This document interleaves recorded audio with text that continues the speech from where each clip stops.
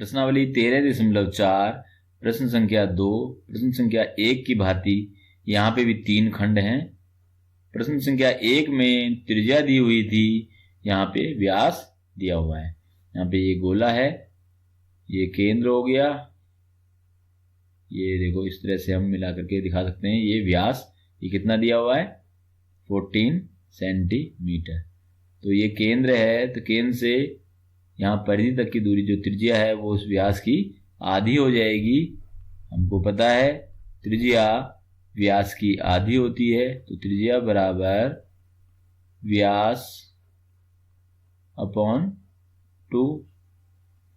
तो पहले खंड के लिए 14/2 यानी कि 7 सेंटीमीटर।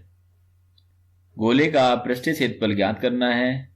तो गोले का पृष्ठीय क्षेत्रफल, यहां पे हमने सूत्र लिखे हुए हैं। गोले का पृष्ठीय क्षेत्रफल अर्धगोले का कुल पृष्ठीय क्षेत्रफल।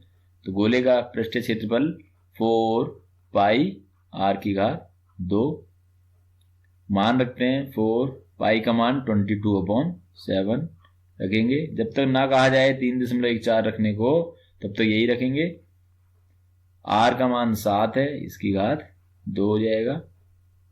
सरल करते हैं 4 × 22/7 × 7 × 7, 7 से 7 कैंसिल।